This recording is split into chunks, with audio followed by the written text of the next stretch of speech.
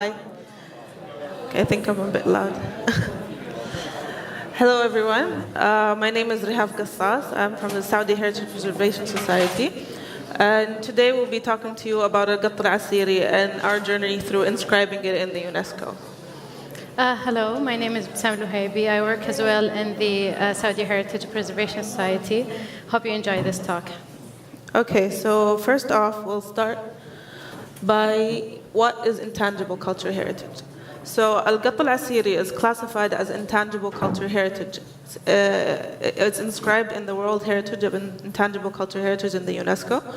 So to define what cultural heritage is, it's the traditions and the knowledge that is passed on from generation to generation. It has a few qualities that need to be specified to be intangible cultural heritage. A few examples are performing arts, festive occasions, and arts and crafts and traditions. There's a thing where people think traditions, traditional craftsmanship like Al-Qatt Al-Asiri is tangible. Yeah, what we're talking about is the knowledge and the practice of it, not just the actual result where they're drawing, and that's the intangible aspect of Al-Qatt Al-Asiri. So, Al-Qatt Al-Asiri, as you all know or have witnessed in the exhibition, it's a type of mural painting. And mural paintings have always been a type of expression that shows the individual's culture. Let's start by explaining the word Al-Qatt Al-Asiri. It has two parts. Al-Qatt in the original dialect means to make a dot or a line. Al-Asiri is the origin where this type of art form is from. This type of form is practiced by the ladies in the southern region of Saudi Arabia that's called the Asir region. Its main purpose is to decorate the homes as a sign of welcoming to the guests, the interior of the living rooms of the Asiri house. Almost every home in Asir has this wall painting.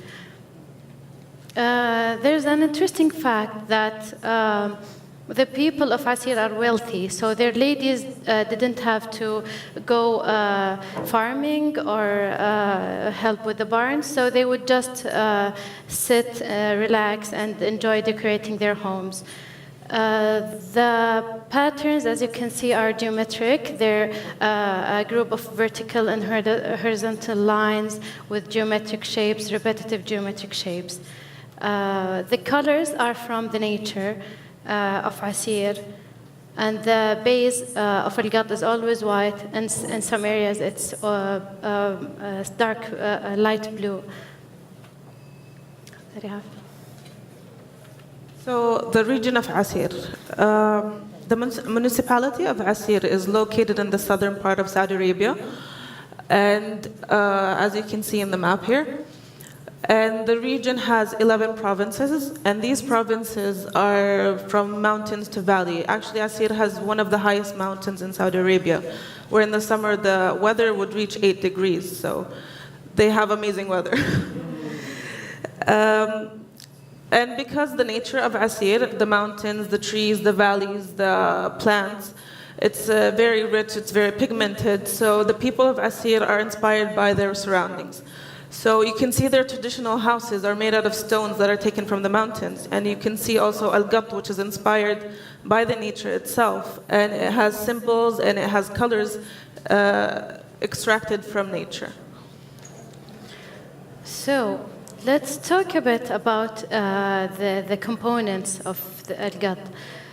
This area at the bottom of the walls is called Al-Takhdir, which means greenery.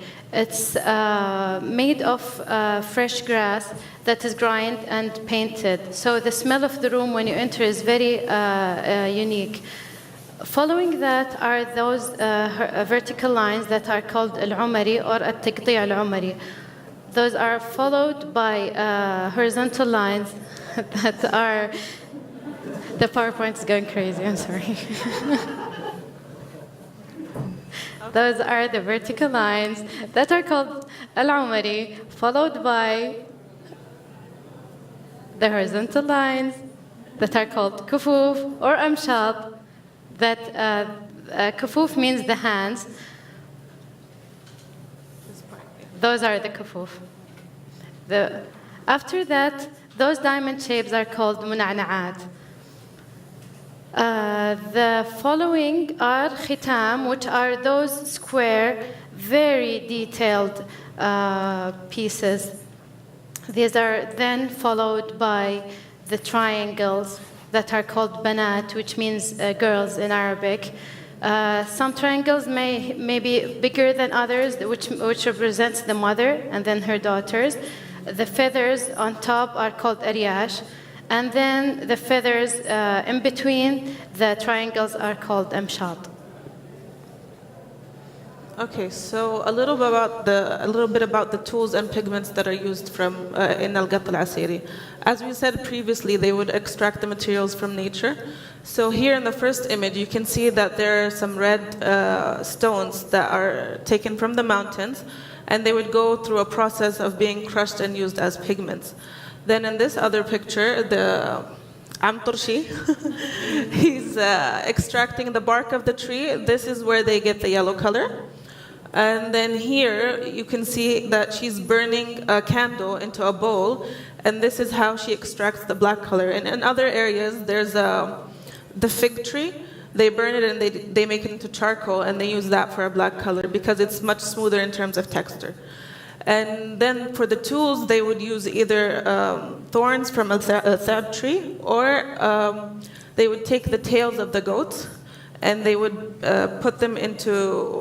they would wrap them using thread and then cover it with mud, and they would make brushes. So this was in the past. But now, since they have the synthetic paints and they use the normal paints. Let's talk about the socioeconomic connotation of Al-Qatt. Well, first of all, Dr. Terry Mujir, when he visited the region of Asir, he made a remarkable notice that the construction of houses is the work is spread over the generations and the genders. The men would handle the heavy work of constructing the roofs, constructing the walls, and the women would handle decorating the interiors, which is as important. The lady of the house would start by plastering the walls with the white matter to cover the stones. Then she would draw the outlines in black. Then she would invite her relatives and daughters to share with her the coloring. As some of you have shared with us, coloring the paintings outside, it is quite therapeutic to do it as a group. The ladies would compete in who makes the most beautiful pieces of art out of their homes. Some more wealthier people would invite artists to do this job for them. And of course, the more the artist is paid, the larger the size of the painting. 50 years ago, almost every house in Asir would have this type of art in their homes. There has been a time that it's not so much during to the boom of economy, but nowadays people are beginning to go back to this type of art. Okay, so as you have known, the Al-Qatt Al-Asiri has been inscribed in the UNESCO.